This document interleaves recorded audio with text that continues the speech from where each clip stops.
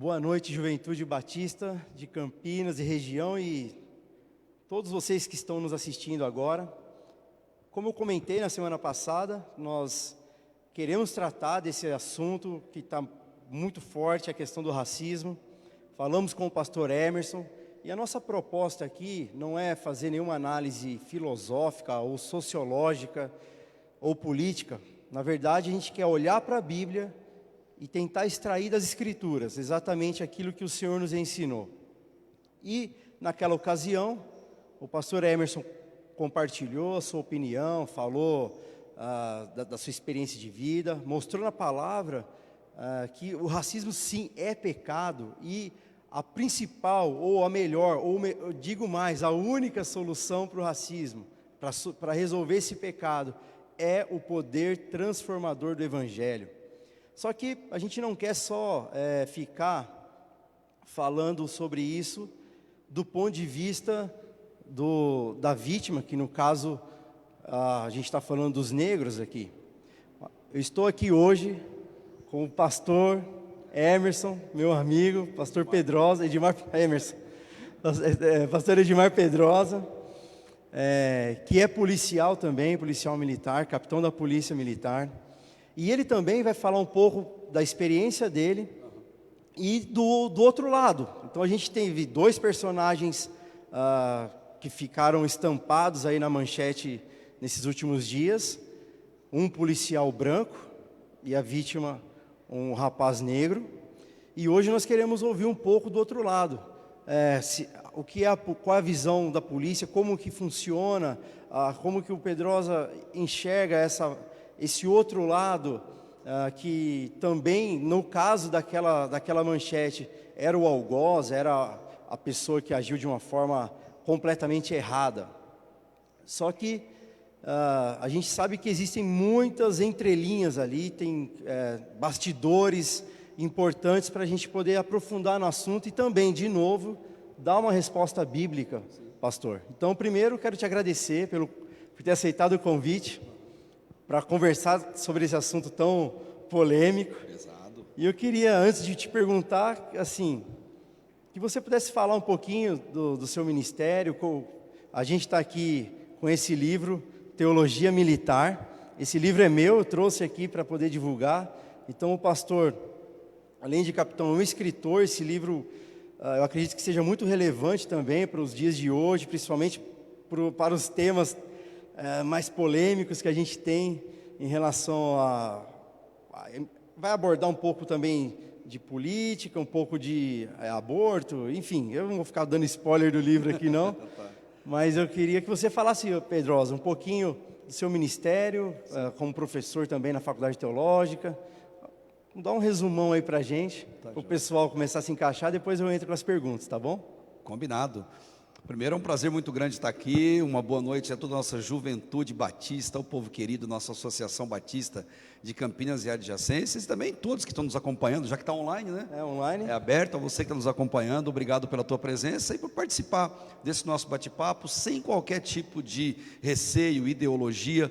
A nossa conversa hoje é em cima da palavra de Deus, o que a palavra de Deus fala ao nosso coração e dá de resposta para todos os anseios humanos, né, pastor Juliano? Um deles é o próprio racismo, mas todos os outros, a palavra de Deus, ela nos traz respostas. Como você comentou nesse livro, né? O Teologia Militar foi fruto da minha experiência como policial militar há 25 anos, mas também um pouco da minha experiência jurídica, já que eu tenho a formação jurídica e teológica. Procurei unir essas três ciências para poder produzir essa obra, e nela, dentre outros assuntos, eu faço uma abordagem bem franca e bíblica, sobre pena de morte, sobre, por exemplo, porte de arma, sobre o próprio aborto, como foi comentado aqui, e outras questões relevantes dentro de um padrão bíblico. O que a Bíblia tem a falar sobre esse assunto? Eu creio que isso é muito importante para a nossa vida. Hoje eu não estou pastoreando diretamente uma igreja, estou como membro da Igreja Batista Central de Campinas, aguardando aí o direcionamento de Deus para a questão ministerial, e mais um ano aqui eu consigo terminar a minha carreira policial, me aposentar e dedicar exclusivamente à área ministerial, podendo servir a Deus. E estou como professor da Faculdade Teológica Batista de Campinas, nossa querida teológica.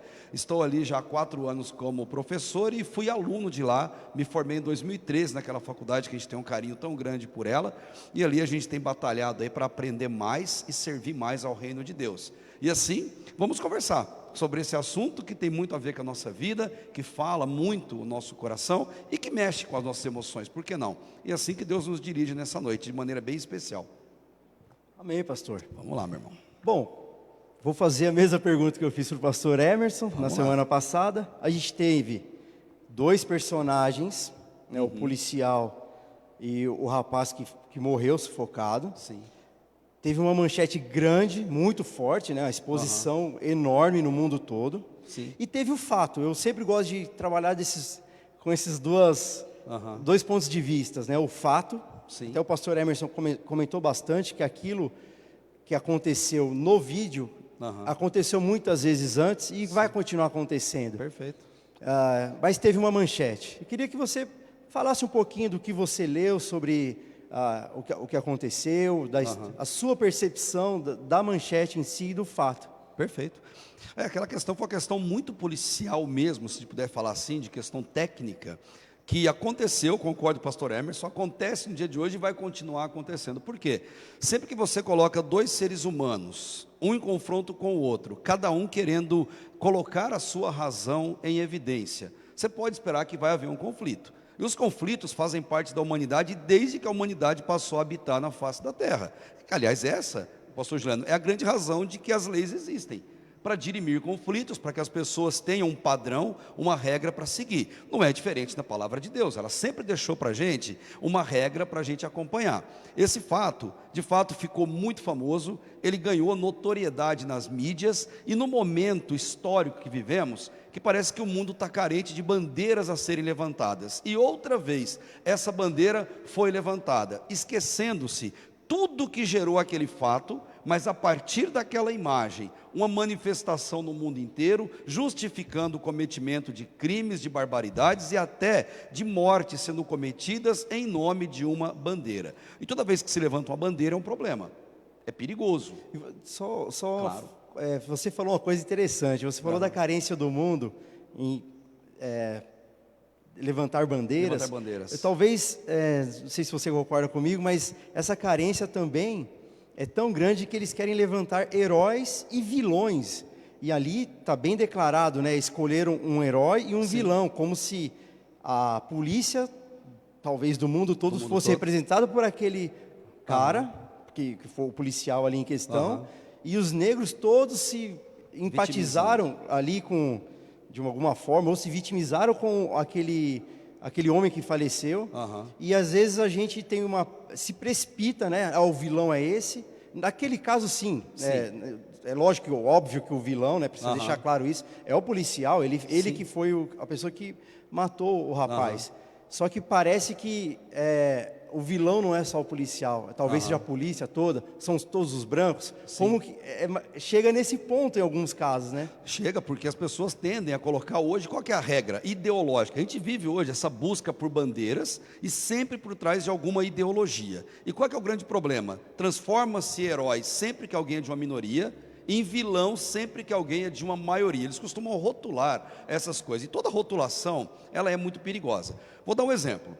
Ali na cena, a gente não está vendo o que aconteceu antes, a gente não sabe o que levou aquele cidadão afrodescendente a estar debaixo do joelho de um policial branco. A gente não sabe, até porque ninguém comenta, ninguém mostra. A gente não sabe quem é que está em volta, se tem uma, se tem duas, se tem uma comunidade inteira com pedras e paus na mão para tentar libertar aquele rapaz daquela situação.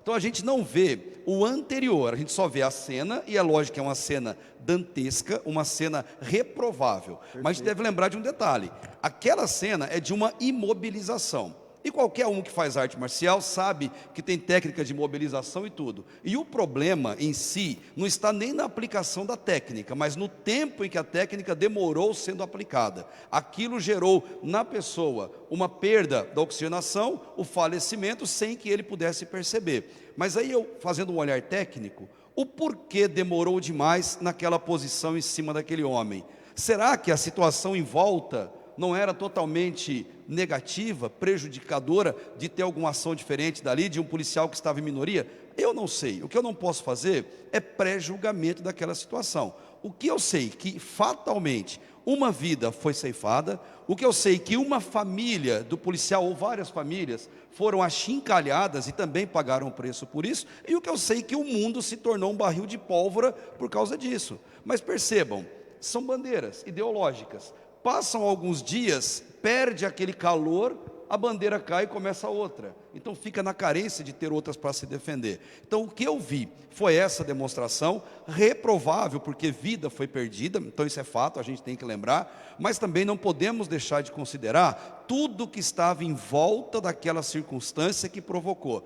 Para mim, pastor Juliano, aquilo tudo foi uma sucessão de erros. Não foi um erro de um policial branco contra um cidadão negro, não. Foi uma sucessão de erros, por parte dele, por parte da comunidade que estava ali e por parte da vítima também. Porque a gente tende a esquecer o papel da vítima. E a gente deve lembrar, gente, a palavra de Deus ela é muito clara no papel que todos nós cidadãos, e não independente da cor da pele, do sexo, da situação econômica, nós temos um papel para com as autoridades, e o exemplo clássico que Paulo disse em Romanos 13, nós devemos um respeito sim à autoridade e a devida calma para lidar com ela quando ela também estiver equivocada. O que não dá é para que a gente afronte e vá para um confronto direto com a autoridade. É óbvio que isso vai gerar algum tipo de perda, nem que seja a integridade física ou muitas vezes, fatalmente, até a própria morte. Ali, se algumas atitudes fossem diferentes de todos os atores naquele cenário, inclusive os que estão de coadjuvantes e não aparecem, se fosse diferente, eu tenho plena convicção que o resultado não seria aquele. Não teríamos que estar hoje comentando uma vida que partiu dessa terra aqui de maneira violenta e desnecessária. Muito bom, perfeito. Continuando nessa linha aí, a gente pega esse tema que está mundial, a gente quer agora dar uma reduzida, pensando na sua experiência, Pedrosa. Sim. Como pastor, como policial também. O que você viu dentro da polícia, é isso mesmo? Todo mundo é racista ou não? Quais foram as suas experiências e de que forma essas experiências pode trazer mais luz a esse fato do racismo em si e da abordagem policial também? Sim. Então eu diria assim, a polícia, ela não é racista, a igreja não é racista, a família não é racista, o ser humano é racista. E olhando por essa ótica, pastor Juliano, se o ser humano é racista, e se a polícia militar busca os seus integrantes na humanidade, então ela não vai se tornar racista, mas ela tem integrantes que são racistas, porque isso está cravado na nossa natureza, na nossa alma. Era para ser assim? Claro que não. A natureza ou a criação de Deus, ela foi perfeita. Deus, quando criou o homem e a mulher na terra, Ele olha e diz, ficou muito bom. Está perfeita a obra da minha criação, tanto que a gente diz que o ser humano é a coroa da criação de Deus. Mas a partir do momento que o ser humano se orgulha e desobedece a Deus e o pecado entra no mundo, a partir daí nós herdamos natureza pecaminosa de Adão. A teologia nos ensina isso, a palavra de Deus é muito clara nesse sentido. E quando nós herdamos natureza pecaminosa, pastor, a gente precisa entender o que é isso. O quanto nós somos deturpados com relação à nossa relação com Deus. O que é o pecado, senão o afastamento da comunhão com Deus, senão o distanciamento de Deus? Deus é perfeito, Deus é santo, Deus é puro, Deus não tem qualquer tipo de parcialidade, mas quando o ser humano, na condição de pecador, ele se afasta da perfeição de Deus, e ele se torna, por ser pecador, ele recebe toda aquela gama de pecados em sua vida. Um deles, que a gente pode dizer, é a indiferença. Outro deles é o achar-se maior do que o outro. Aliás, o que é o racismo, nosso tema de hoje, se não orgulho? O maior dos pecados. O primeiro pecado que fez com que Satanás fosse lançado do céu com 1/3 dos anjos. O que é o pecado maior, senão o orgulho de Eva, ao achar que podia ser igual a Deus, e de Adão ser convencido por achar-se igual a Deus também sob influência do mal? O orgulho, a palavra de Deus em Provérbios já diz que ele precede a ruína. E acho que é legal a gente conversar sobre isso e explicar para as pessoas que racismo é só um apelido do orgulho. Sabe por quê? Orgulho é uma moeda, eu gosto de pensar nele assim. Ele é uma moeda que tem duas faces, mas a moeda é a única. E a gente vai pensar talvez, eu não sou racista. Não, nós somos racistas. Quando a gente olha para o outro e se compara ao outro. Quando a gente olha para o outro e se sente ou maior e melhor, ou menor e pior.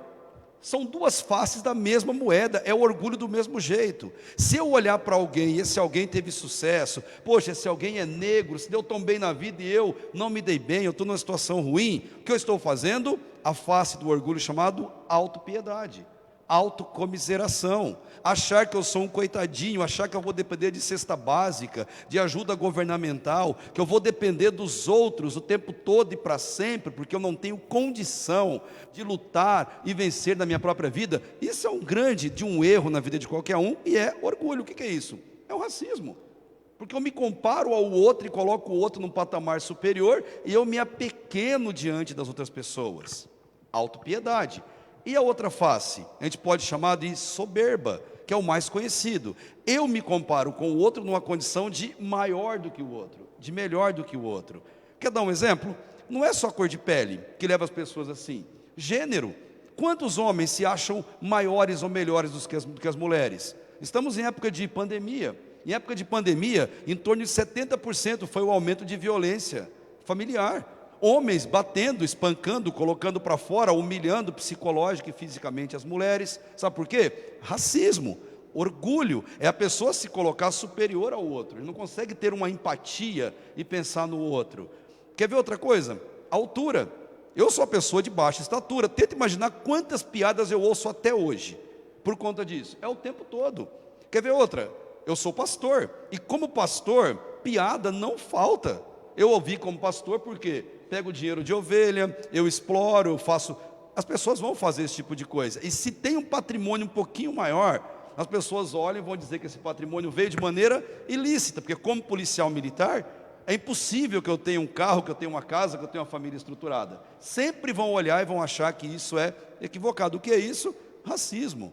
A cor da pele é só um mero detalhe dentro de um pacote chamado orgulho, que é pecado, que nós herdamos a partir do pecado original no Éden e que carregamos por toda a humanidade. E aí, eu posso responder a sua pergunta.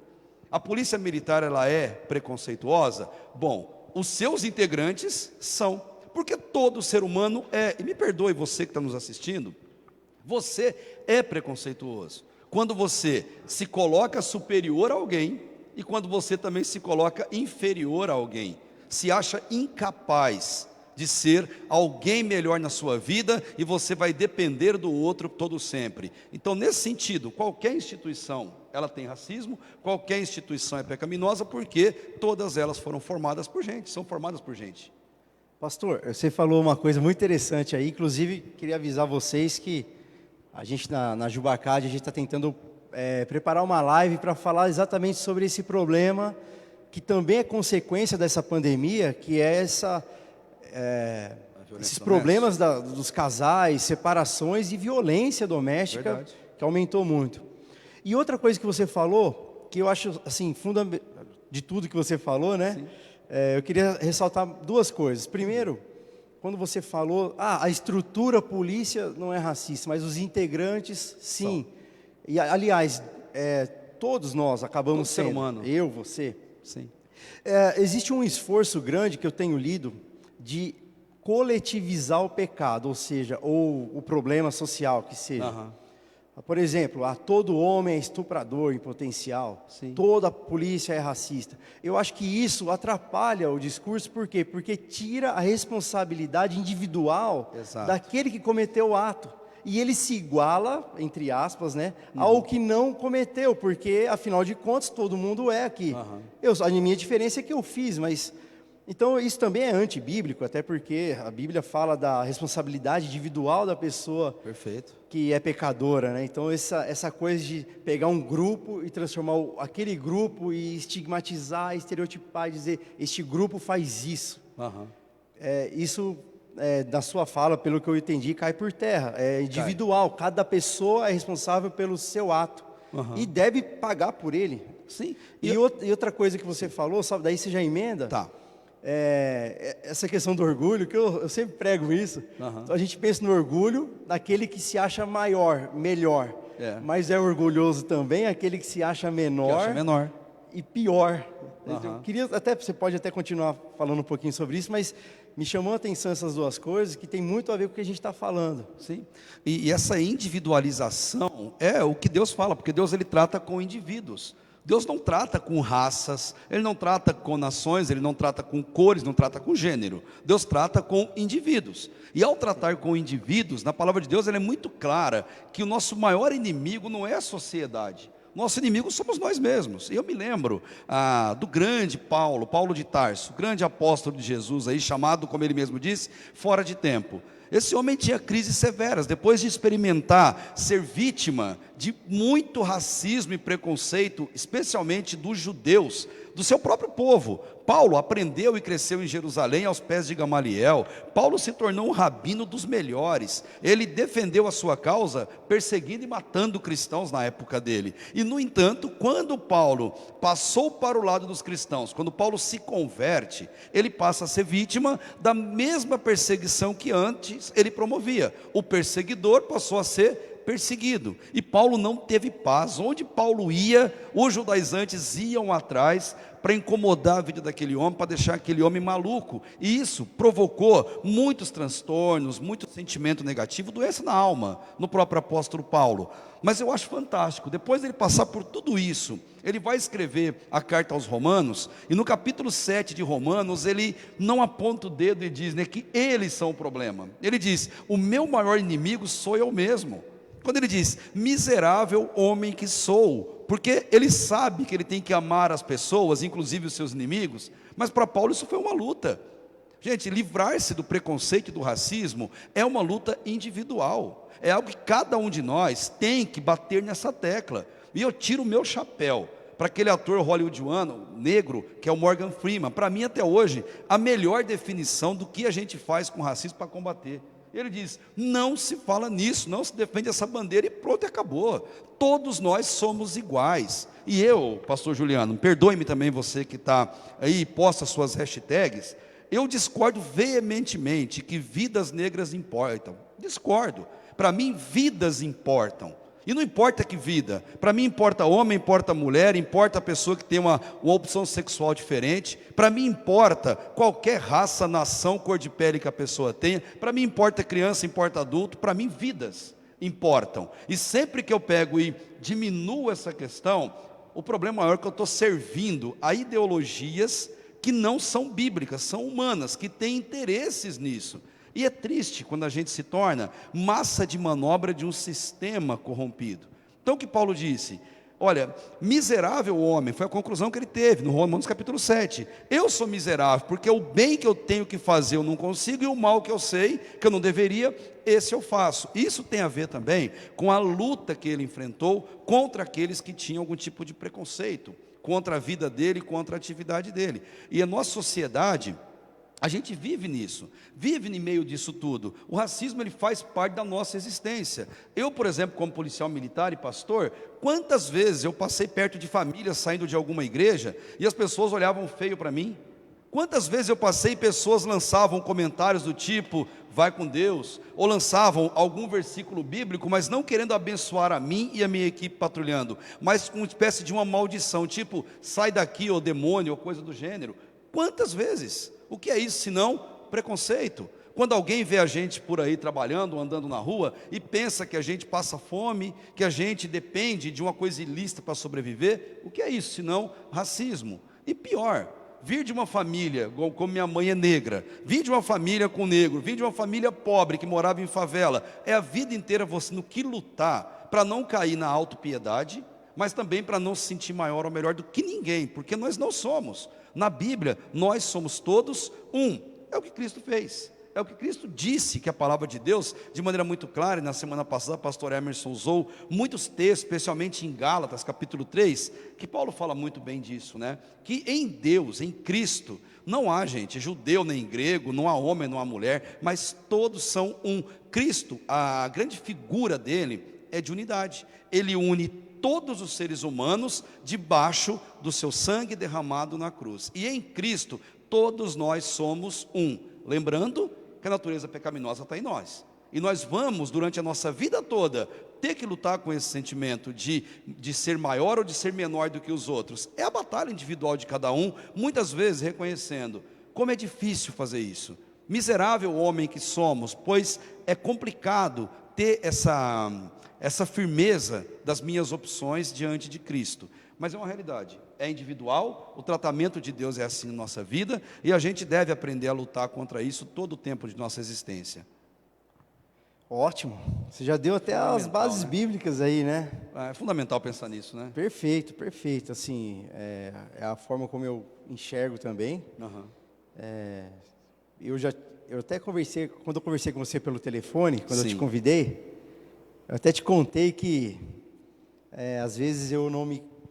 Diante da sociedade, por eu não ser negro, eu não tenho um lugar de fala, né? Verdade. Mas, eu me lembro, eu te contei uma experiência que eu tive quando eu morava em São Caetano do Sul, eu nasci lá e eu morava na divisa com a favela do Heliópolis, e quase todos meus amigos eram de lá. Uhum. E uma vez os policiais me pegaram junto com meus amigos, estava junto. E eu apanhei com eles. Lógico que um ato policial ruim, mas eu não saí dali, eu não era evangélico, lógico, eu não saí dali pensando, agora todo policial é ruim, é mal, porque quando eu precisei da polícia, quando eu fui roubado, já aconteceu, eu tive que ligar, eu precisei da ajuda também, e fui muito bem tratado também. Então, isso é legal porque a gente não pode achar que um indivíduo ele representa toda uma instituição. Sem dúvida. Isso E depois que eu te conheci também, já fui na sua casa e tal. Sim. Você é extremamente educado, doce, né, como pessoa, né? Então não faz nenhum sentido esse estereótipo que a sociedade coloca na polícia. Eu falo sociedade, mas acho que nem todos, né? Muita gente gosta. Deixa eu te dar um dado, para completar o que você vai falar. Porque a gente pensa às vezes que a polícia aprende como abordar alguém, inclusive escolher a opção de cor de alguém ou de classe social. Isso não existe. Não existe. A instituição, ela aborda atitudes que pessoas têm que geram suspeição. Verdade, verdade. Aquilo que fere o comportamento natural. Às vezes que eu fui abordado foi porque eu sei que eu estava agindo, às vezes, nessa primeira vez errado, adolescente, mas a segunda vez de carro, meu carro estourou o cabo do acelerador e eu puxei o afogador, era um Chevette, e eu puxei forte, o carro estava acelerando e eu freando porque não tinha embreagem. Aliás, tinha embreagem, mas não tinha o cabo do acelerador, então o carro estava acelerado. Óbvio, a polícia viu um carro com atitude suspeita, me abordou, eu falei para eles, meu carro está assim, assim, assim, me pegaram meus documentos, me trataram com respeito, saí de lá, depois que... Tranquilo, muito legal isso. Mas a atitude chamou a atenção, Mas chamou a atenção, concordo. Porque aquela pessoa que está com erro, cometendo algo, ele tem uma demonstração que chama a atenção da gente. A gente está olhando. A famosa atitude suspeita. Atitude suspeita. Você repara, a pessoa teve aquele ato, a gente chama de ciscou. A pessoa ciscou, você vai e observa. Alguma coisa está errada. Por que ele está ciscando?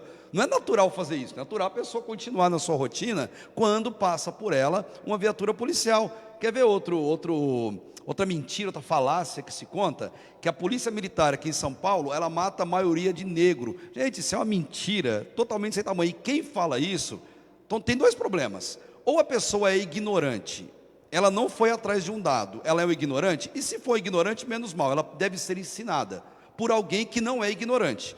Mas a pessoa também, ela pode ir atrás dos dados, ela tem o dado, então ela não é ignorante, ela é maliciosa, e esse é pior ainda, que ele faz. E normalmente quem levanta essas bandeiras que a gente vê em mídias sociais, são pessoas ou ignorantes ou pessoas maliciosas, a maioria são maliciosas. Vou dizer por quê.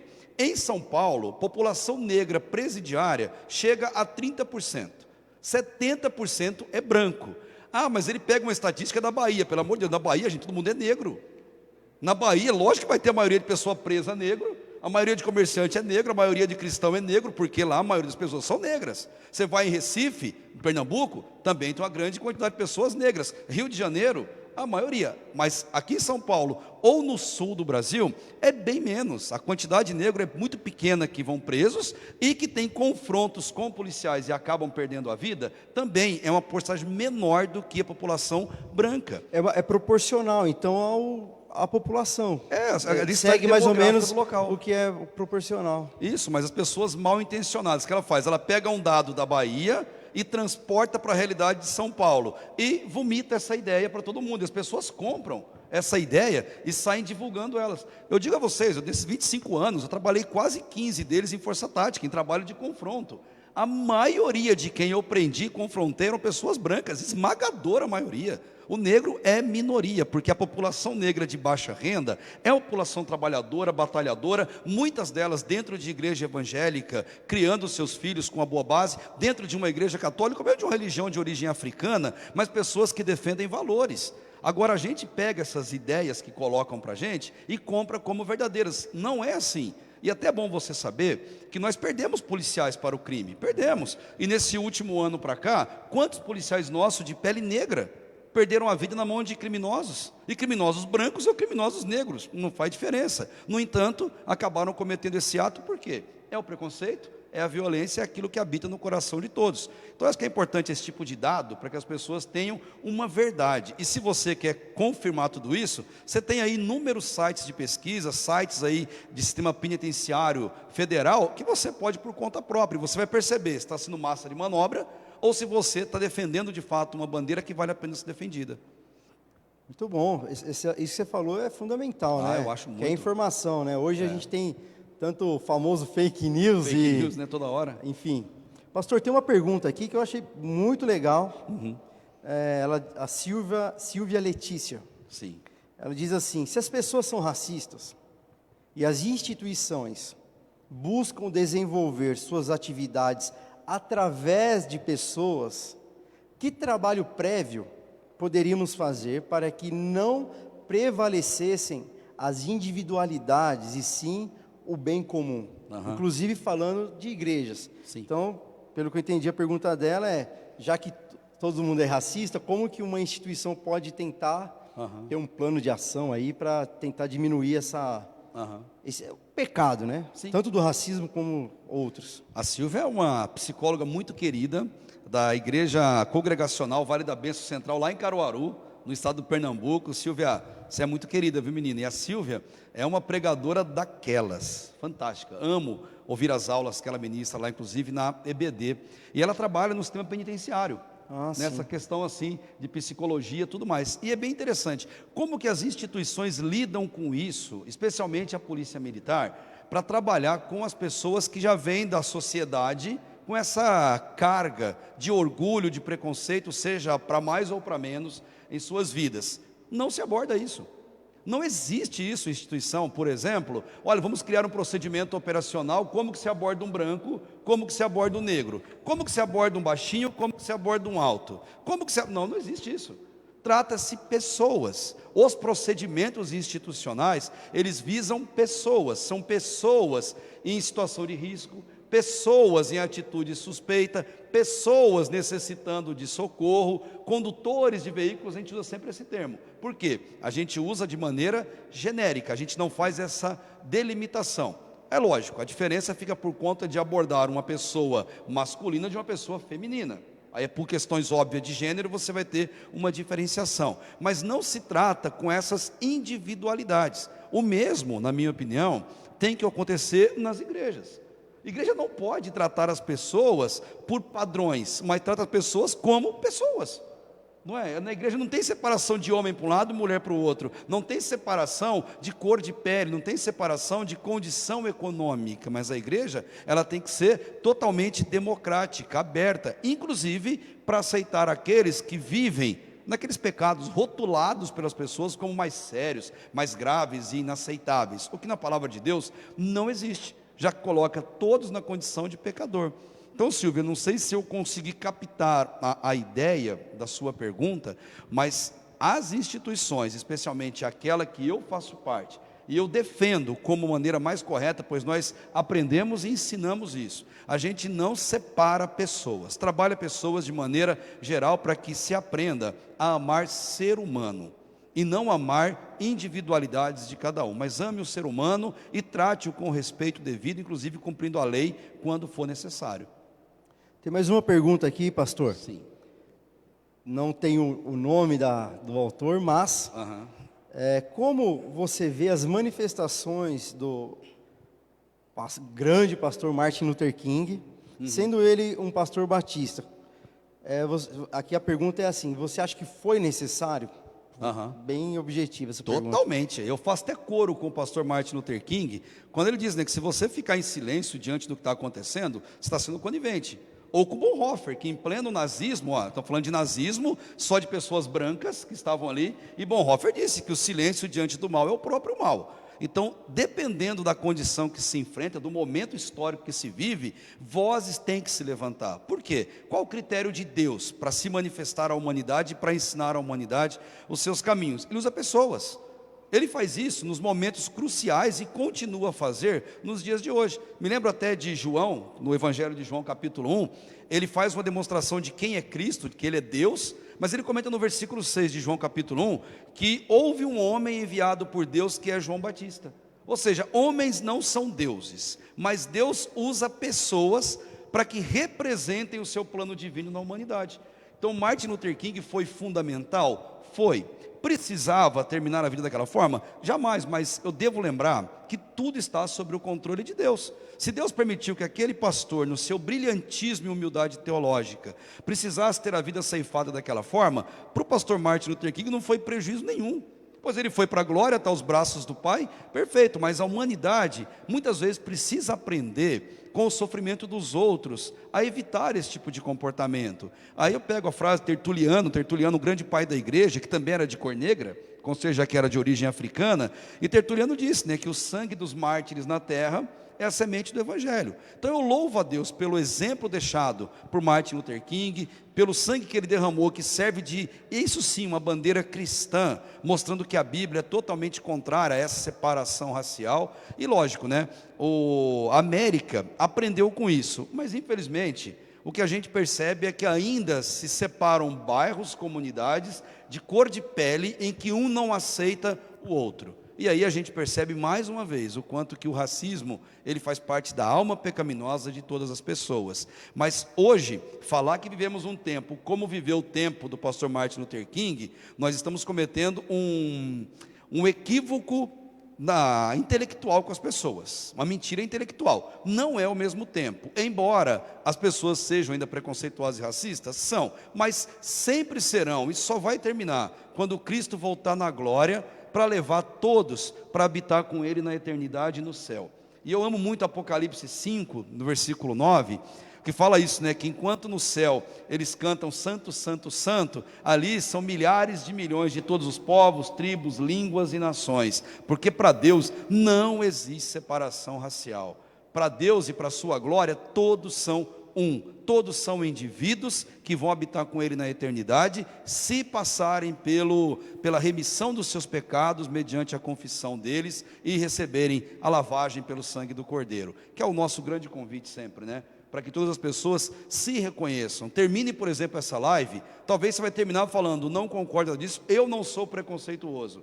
É a primeira marca que você é preconceituoso.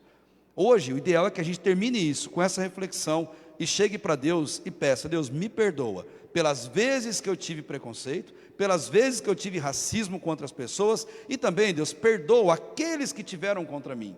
E não ficar carregando esse tipo de mágoa que nos faz viver um vitimismo, que não nos faz andar para frente, é ficar sempre andando, olhando para trás. Eu até vi uma Recebi esses dias na rede social de um rapaz muito bem sucedido de cor negra, que ele fala que é tempo da gente parar de olhar para o retrovisor.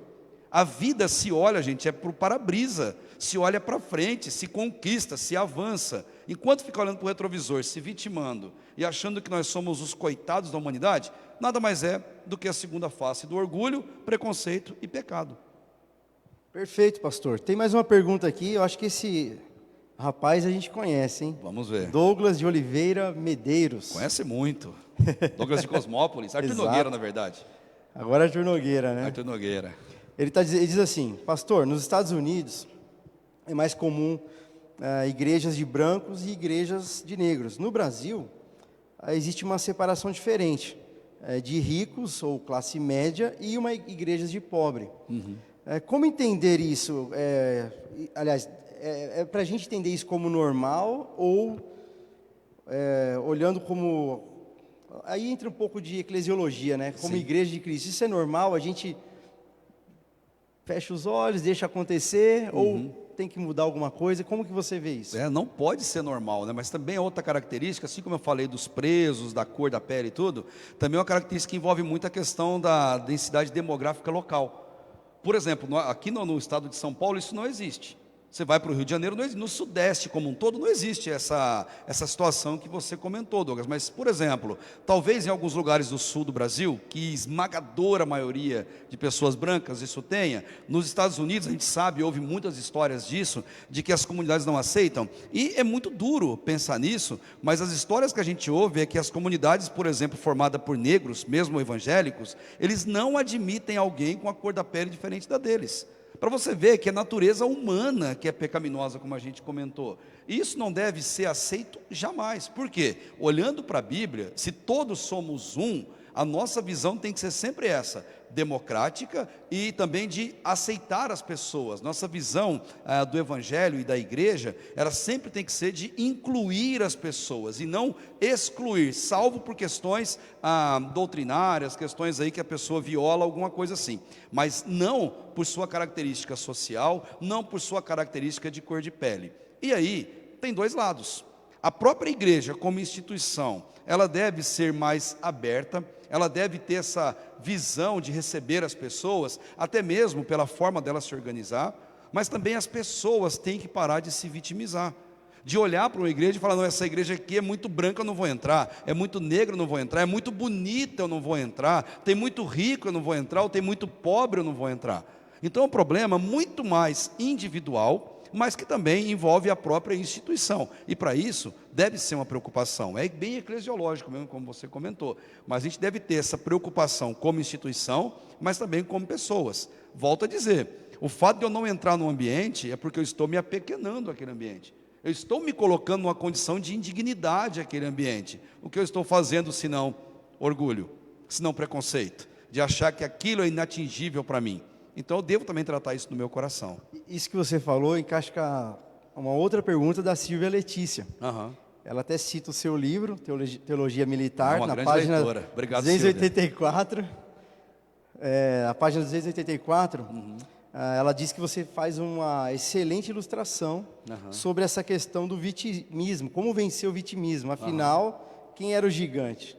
Davi ou Golias? Ou Golias, Eu queria que você comentasse um pouquinho sobre essa ilustração aí. Exatamente, porque a gente se apequena diante dos desafios na vida e achando-se incapaz. Quer ver um vitimismo interessante? Eu cresci ouvindo que japonês é mais inteligente que outros povos. E que enquanto você está fazendo alguma coisa, o japonês está estudando, o japonês vai se dar bem na vida. Eu cresci ouvindo isso. E eu sempre achei que japonês era de fato mais inteligente. Até conhecer alguns, virar amigo deles e ver que é tão igual a mim. Não tem diferença nenhuma, nós somos idênticos. A diferença é a dedicação, é o tamanho do sonho. E cada pessoa, ela tem conquistas, até dependendo do tamanho do sonho que ela tem. Tem gente que tem um sonho pequenininho, e tudo bem, viva o sonho pequenininho dele. Ele não vai procurar mais, e vai ser aceito, e vamos ver junto do mesmo jeito, tranquilo. Tem gente que sonha um pouco mais, e vai atrás dos seus sonhos, e acaba conquistando-os. A grande questão é a gente nunca olhar para o outro, ou para alguma situação, ou para algum objetivo na vida, e falar, isso para mim é impossível. Aliás, pode até ser impossível, para nós, mas para Deus não. E se nós servimos a um Deus vivo e verdadeiro, como cremos ser o nosso Senhor e Salvador Jesus Cristo, para Ele nada é impossível. Ele transforma corações, transforma atitudes, transforma circunstâncias e situações em nossa volta, de maneira que alguém que veio de um ambiente, pastor Juliano, totalmente depravado, um ambiente de abuso, de destruição, e Deus bondosamente, por graça, transforma aquela pessoa numa bênção tão grande. O próprio pastor Hermes, eu comentava no bate-papo aqui, antes da live, de uma situação de um rapaz, e é bem isso que o Evangelho faz. Ele pega alguém destruído e ele transforma, ele molda essa pessoa, e Cristo, ele é especialista nisso, né? Em transformar situações. E acho que o grande olhar nosso, isso não é autoajuda e nem pregação coaching, de maneira nenhuma, mas na palavra de Deus, eu gosto muito de lembrar do Salmo 23. Nós podemos ter falta de muita coisa na vida, financeiro, educacional, mas se Deus for o nosso pastor, nós não sentiremos falta de nada. Embora nos falte tudo, com Deus nós não vamos sentir falta de nada. E isso acho que é o básico na vida de cada um de nós. Ele nos ama, o maior Ele já fez, que é dar vida para cada um de nós, morrer na cruz pelos nossos pecados, e agora Ele fala para a gente descansar nele, buscar o reino dEle em primeiro lugar, como está em Mateus 6,33, e o resto Ele nos concede. E como é bom, né? Depender de Deus, descansar em Deus e ver como Deus abre as portas em nossa vida, não, tirando de nós esse sentimento de autocomiseração. Eu sempre digo, eu estou batendo muito nessa tecla, porque para mim esse sentimento ele é pior do que a soberba. Ele é pior, porque esse sentimento faz com que pessoas, por exemplo, adoeçam emocionalmente, faz com que pessoas entrem em depressão, faz com que pessoas pulem de ponte e se matem por se acharem pequenos demais, por terem um comércio fechado por causa da crise, por perderem um relacionamento. Ele fala, olha, eu sou indigno, eu sou incapaz até de ter um relacionamento, e a pessoa não suportar o peso da vida. Então é muito sério isso, a gente deve tratar com muito carinho sim essa questão. Isso que você falou, eu também costumo dizer que é um tipo de orgulho até covarde. Por quê? Sim. Porque eu uso uma miséria, eu uso uma fraqueza para atrair a atenção das pessoas para me ouvir. Já que eu não consigo ser bem visto porque eu tenho um carro, uma casa, uma família, enfim, algum tipo de status, eu uso as minhas misérias, porque agora vão me procurar, agora vão falar, olha, e aí vou alimentando essa autocomiseração, e eu vou tendo um público para me ouvir, pessoas para cuidar de mim, igual aquela pessoa que está doente. Agora você curou, então não vou ter mais sopinha na cama, não vou ter mais chazinho, Exato. Ninguém vai me tratar bem. É um comportamento infantil, inclusive, né? Criança é assim. Então eu acho que, além de ser mais perigoso por causa você falou da pessoa se suicidar, enfim, coisas terríveis. Sim. Além disso também é você manipular as pessoas de um jeito, da pior maneira possível, né? Sim. Usar sua dor para manipular. Isso é terrível, isso.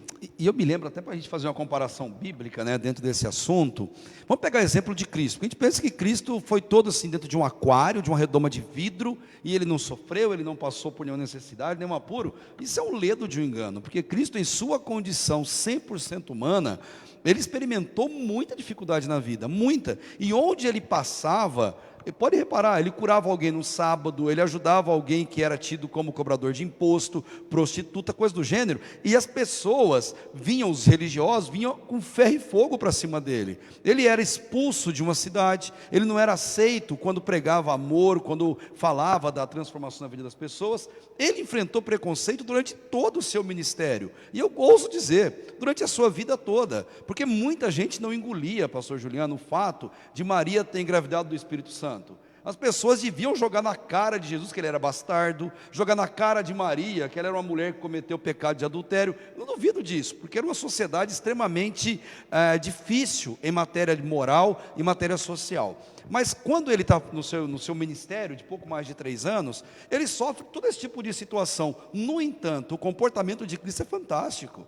Ele sabia que ele era homem, mas sabia ser Deus, ele sabia lidar com essa situação, tanto que, preso e torturado lá por mais de 100 soldados romanos, o que ele faz? Ele pede para que Deus perdoe aqueles homens, porque ele vira para eles e fala, Pai, perdoa, porque eles não sabem o que estão fazendo. Quando alguém tem um comportamento negativo sobre a nossa vida, um comportamento preconceituoso contra a gente, seja por questões intelectuais, de pele, de altura, de situação econômica, o nosso comportamento deveria ser não de afronta, mas de pena no sentido de clamar por aquela pessoa, porque aquela pessoa, se ela soubesse o mal que ela está fazendo a si mesma e ao próximo, ela não faria tamanha besteira. E a gente muitas vezes perde essa noção do que é orar pelo outro, interceder pelo outro, clamar pelo outro, para que Deus quebre essas barreiras que são tão negativas na vida das pessoas. Tanto que eu gosto de parafrasear muito essa questão. Naquele tempo, Cristo pede para o Pai perdoar porque eles não sabiam o que faziam. Hoje, a gente tem que pedir para Deus nos perdoar, porque a gente não faz o que a gente sabe. E o que a gente sabe hoje é intercessão. Eu vou dizer, eu tenho um texto de Paulo, eu estou falando de Cristo, o comportamento dele que foi desse, até quando ele está ali passando, carregando o patíbulo na parte horizontal da cruz, em meio ao sofrimento, sangramento, tudo, ele vê muitas mulheres chorando. E é interessante o que ele pede para aquelas mulheres, para elas não chorarem por ele. Ele não tem autopiedade, não tem autocomiseração. Ele fala, não chorem por mim, chorem antes pelos seus filhos, chorem antes por toda essa geração que não consegue enxergar nele Deus e um sacrifício verdadeiro. Mas aí eu me lembro de um outro exemplo que é Paulo. Paulo também não teve autocomiseração nenhuma. Ele chegou a clamar a Deus, né? Seja qual for o sofrimento que ele tinha, se era físico, se era emocional ou se era a perseguição lá dos judeus, mas Paulo pediu para Deus libertar ele daquilo que ele chamou de espinho na carne. E ele pediu por 3 vezes, que é um número muito simbólico entre judeus. Mas Deus disse, Paulo, chega, a minha graça te basta. Me lembro até de Moisés. Moisés queria ver a terra prometida, estava no auge da vida. E ele vem para Deus assim em lágrimas, só porque ele deu aquelas 2 batidas na rocha. E ele pede para Deus, Deus me deixa ver. Deuteronômio 3 mostra essa história, que é dramática. E Deus fala assim, Moisés, chega, você está me irritando com esse pedido. Você não vai ver a terra prometida, pronto. Você desobedeceu lá, mas sobe no monte, eu vou deixar você ver com os olhos e lamber com a testa. E você vai vir comigo, porque eu tenho um lugar melhor para você, que é muito melhor do que a terra prometida, que Canaã. Mas eu me lembro de Paulo, ele sofrendo muita perseguição pelos coríntios. O povo de Corinto era cruel demais, gente, muito cruel. O povo de Corinto era racista a extremo. Eles não gostavam de Paulo porque Paulo era judeu, não gostavam de Paulo porque Paulo era baixo, não gostavam de Paulo porque ele tinha as perninhas arqueadas, é o que diz a história da igreja, porque Paulo era meio calvo, porque Paulo enxergava mal, era careca, não falava bem, não tinha boa dicção, e eles falavam mal de Paulo de todo jeito. Era um preconceito tremendo, a ponto desse homem ter que escrever uma carta, ou melhor, uma segunda carta para Corinto, mas para defender a sua posição. Mas para mim o exemplo que ele dá é fantástico, que está lá em 2 Coríntios capítulo 10, quando ele fala dessa separação preconceituosa e como que a gente tem que lutar com isso, que eu acho que vale como aplicação para todos nós nessa live. Ele diz assim, 2 Coríntios capítulo 10, no versículo 4, pois as armas da nossa guerra não são humanas. Para você lutar contra racismo, preconceito, as armas dessa guerra, e é uma guerra que a gente vai batalhar durante a vida toda, elas não são humanas, segundo os padrões do mundo, ele quer dizer. As armas dessa guerra, elas são poderosas em Deus. Então vou dizer para você, sabe como que você guerreia e luta contra o racismo? Não é levantando o hashtag vidas tal e tal importam. Você luta não com armas humanas, você luta com Bíblia. A Bíblia é sua arma de luta e não a rede social propriamente dita para isso. Armas que você deve lutar não são os seus comentários, as suas notícias jornalísticas, mas são a sua vida de oração. A você que é cristão e está nessa live com a gente, como que você enfrenta a luta contra o racismo? Você põe uma foto sua se vitimizando por causa da sua cor de pele, a sua condição social, para que as pessoas olhem, curtem, façam comentários, mimando você na sua condição? Isso é orgulho, isso é autopiedade. Você coloca humilhando alguém, é o mesmo orgulho que eu comentei. Agora as armas que Deus diz é assim, ore. Ore por você, ore pela vida das pessoas, ore para que Deus combata esse mal na humanidade, que tantas desgraças ele provoca. As nossas armas, como Paulo diz, elas são espirituais. As armas da nossa guerra, elas têm que ser assim. E ele faz uma promessa interessante no no versículo 5 do capítulo 10. Porque se a gente usar as armas espirituais, Bíblia, oração, vida de piedade, e não redes sociais, hashtag e jornais da grande mídia, versículo 5, nós destruímos raciocínios e toda arrogância que se ergue contra o conhecimento de Deus, e levamos cativo todo conhecimento, todo pensamento em obediência a Cristo.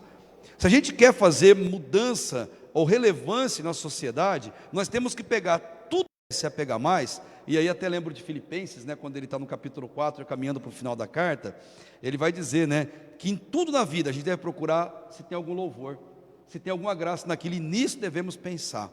Então, em tudo que está vivendo, a gente deve pegar tudo isso como um aprendizado individual, colocar tudo isso submisso diante de Deus, e se tem algum louvor em tudo isso, a gente deve pensar, reconhecer e depender de Deus cada vez mais. Isso aí, pastor. A gente vai caminhar para o final. A gente tem mais uma pergunta. Vamos lá. Que eu acho que é uma boa pergunta para a gente finalizar. Sim. Martin Luther King foi a voz daquela geração. Foi. Uma voz forte do cristianismo naquela geração. Qual deve ser a nossa voz hoje, nos dias que estamos vivendo? Eu responderia assim, ó. Martin Luther King foi uma voz audível e que impactou, foi.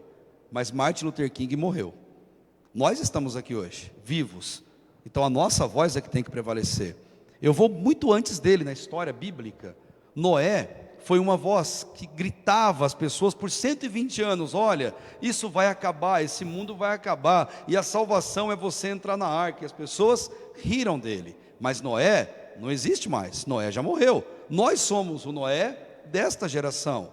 João Batista, ele vinha para as pessoas e falava, olha, pratique atos de bondade, tenha uma vida submissa a Deus, contente-se com o vosso soldo, com o seu salário, não falem mal de ninguém. Mas João Batista também já morreu.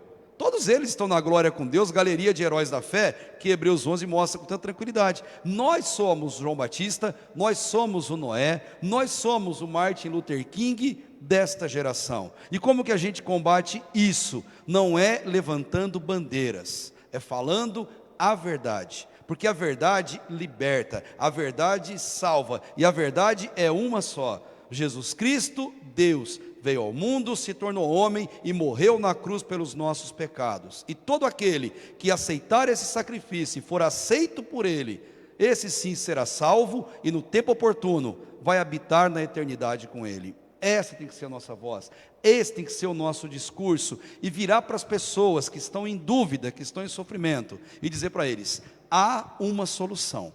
Não importa o que você está passando, se é racismo, se é alguma dificuldade, algum adoecimento físico ou emocional. Eu quero dizer para você, com toda a palavra, o pastor Hermes está aqui, pastor Juliano e esses irmãos queridos, há uma resposta e uma solução para isso, e a solução é Cristo. Em Cristo todos somos um, e em Cristo não existe racismo, não existe pecado que subsista, mas Ele veio para nos lavar de todo esse mal. Que você fique com essa mensagem, e que você seja essa voz, não uma voz ideológica, não uma voz de rede social ou de matéria jornalística, mas que seja uma voz piedosa, uma voz que fale a verdade estampada na palavra de Deus. E que Deus te abençoe, que Deus te use e nos use nessa missão tão árdua de viver essa verdade e levá-la adiante para as pessoas. Obrigado de todo o coração e que Deus abençoe a sua vida. Excelente, pessoal, gostei muito da conversa, pastor. Tempo gostoso. Ficaria aqui conversando muito tempo. Daria, né? E eu queria pedir para você que está nos ouvindo, você que faz parte de alguma das igrejas batistas aqui da nossa região, ou mesmo que não faça parte, comente, nos dê sugestões, coisas que você gostaria de assistir nas nossas lives. Queria muito contar com o seu apoio, a sua sugestão, a crítica também. Estamos abertos também para ouvir todo tipo de crítica. Então, agradeço você que esteve conosco, você que vai assistir depois esse vídeo. Deus abençoe a sua vida. Conte conosco. Nós estamos aqui para abençoar você. Deus abençoe. Amém. Muito obrigado. Fiquem na paz.